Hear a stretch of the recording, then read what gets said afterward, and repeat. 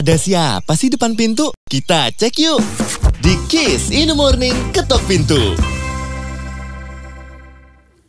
Di All New Kiss 95.1 FM, Kiss in the Morning. Kalau bicara soal Marcel Siahaan, ini sosok yang sangat menarik karena ketertarikannya terhadap dunia musik itu tuh bermacam-macam nih.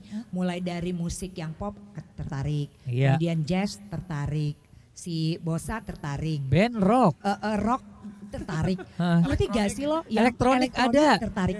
Nah yang bikin gue ini juga adalah menurut gue nih keren banget nih ya, cowok satu ini adalah ketika dia bilang dia kursus sama Aningka Tamsi 6 tahun untuk belajar musik klasik gitu. Apa sih cita-citamu anak muda? Sebetulnya gini Vi, gua itu pernah mengalami satu titik gua ragu sama diri gua ya, dan ragu itu sampai ke yang there's something wrong within me yang gua harus cari penyebabnya apa gitu. Kayak gua ngerasa ada yang kurang entah dari cara gue bernyanyi atau ada apa. Walaupun as a musician, walaupun orang bilang bagus, tapi gue tahu apa yang nggak benar nih gitu. Dan gue nyari sampai gue pernah belajar. Ada satu pengalaman gue, ini gue share aja gitu ya. Waktu itu gue belajar sama sebelum akhirnya Mbak Aning gitu. Sebelumnya gue sama Ibu Catherine Lemina. Bu Catherine tuh gini. Jadi gue tahu ada masalah, tapi gue nggak tahu how to describe my issue gitu ya. Sampai dia bilang, jadi kamu masalahnya gimana Marcel gitu kan, Ibu Catherine nanya. Ya gini Bu, saya ada sesuatu, saya kok merasa kayak nggak maksimal nyanyi saya gini. Oke.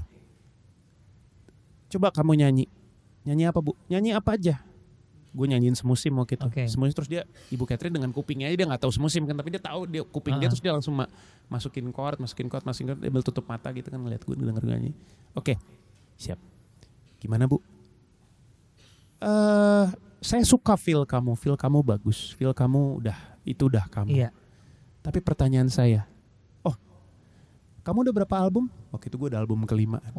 Udah 5 album Bu, ya. Yang saya kagumi dari kamu adalah, ya, kamu bisa survive dengan 5 album, yang pasti kamu manggungnya sering itu karena 5 album, tapi nafas kamu masih nggak ada bener-benernya. Gue diem. Oh iya? Dia bilang gitu? Itu permasalahannya? Karena saya khawatir kalau kamu cara nyanyi kamu dengan nafas kamu seperti ini, saya khawatir kamu gak akan bisa survive sampai umur kamu tua. Wow. Gue berkaca-kaca itu mata gue terus. Itu iya Bu, jawabannya. Makanya saya kesini Bu. Itu jawabannya. Gue masih pengen nyanyi itu. Iya bu, buat saya nyanyi itu gak ada umurnya Bu. Akhirnya gue belajar. Cuman karena teknis ya pada waktu itu, waktu dan segala macam memang kayaknya gue cuman perlu di remind. Iya. Buat gue sih Bu Catherine waktu itu kayak tangan Tuhan aja tuh ngingetin bahwa, ya. Hey, wake up gitu. Lu tuh belum apa-apa, lu bukan siapa-siapa. Ayo belajar, buka lagi, sadar kalau lu tuh kekurangannya ada gitu. Nah dari situ akhirnya gue nyari waktu ya, terutama dari sisi teknis waktu. Akhirnya ketemulah Bu Aning. Waktunya lebih cocok sama gue gitu kan. Bu Aning kan beda lagi dong sama Bu Catherine. Klasik. Bu Mbak Aning juga kan sebenarnya muridnya Bu Catherine juga. Iya, tapi kayak dia lebih sopranos kan. Dia kan iya. sopranos. Jadi gue waktu itu berlatih sebagai tenor sebenarnya, sebagai penyanyi tenor.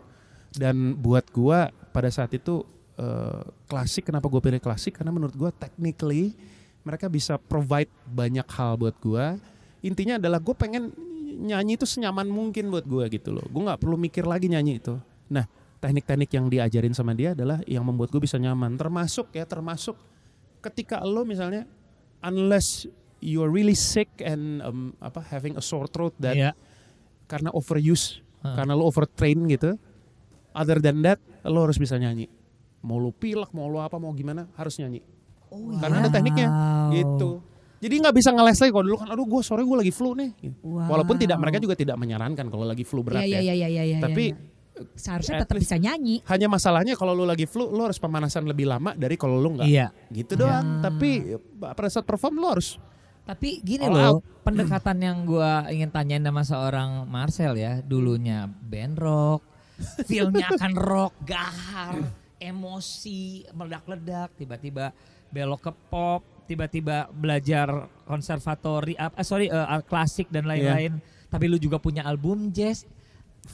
Atu, ini di bahasa Inggris itu ya, atu, itu ya, sorry ya. Atu, A2A. you know. Nah, si album jazz ini juga menarik perjalanannya. Pada saat itu gue berpikir gue pengen bikin album standard yang dalam arti at least berbeda buat gue. Karena yang seperti yang gue lihat banyak orang bikin album jazz adalah terutama dari kita-kita yang nyanyi pop sebelumnya, terus bikin album jazz gitu, atau bikin single jazz. Mereka tuh cuman meng-copy paste cara bernyanyi mereka di musik jazz. Oh, nggak berubah. Nggak berubah caranya, Pendekatannya tidak ada, approach-nya nggak berubah. Padahal kalau yang benar adalah yang benar berubah. Ya, bukan yang benar ya menurut gue yang proper gitulah. Yang pas adalah lu harus benar-benar mereplace ulang semua konteks ini gitu. Lu ganti, lu kosongin dulu semua, lu benar-benar dapetin feel-nya jazz. Nah kemarin itu waktu album This Is Not Jazz, cara gue untuk bisa mendapatkan feel adalah gue justru malah belajar drum sama Mas Edi Syahroni, drummer jazz. Gue malah belajar karena gue gampang dong, kan lu drummer ya. Oh enggak, karena untuk lu merestart feel lu itu bermain gitu kan ya. Mood beda. Swinging gitu. Terus ada yang sedikit bebop, lalu ada yang sedikit kayak ballad yang lu mesti laid back tapi enggak aur-auran gitu.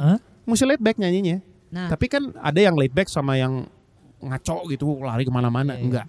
Lu tetap within the corridor tapi laid back, lu santai bawanya. Lu tahu nggak sih kenapa gue bilang wow? Karena justru gue nggak ngerti. Wow, ini se-complicated ini. Iya, karena itu seperdalamannya tapi itu benar. Kalau misalnya lo denger kayak jangan pernah berubah di This Is Not Jazz kan juga nggak seperti kayak yang Marcel waktu nyanyiin di sebelumnya. Betul. Gitu. Itulah pendekatan jazz itu. Iya.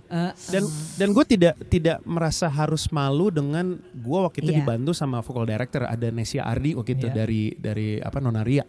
Nesia Ardi kan salah satu yang menurut gue dia orang gila sih menurut Nesia Ardi. Jadi ketika gue bikin album itu, Nes bantu gue untuk mentranslate ini direct gue. Gitu. Karena kalau you're happy with it.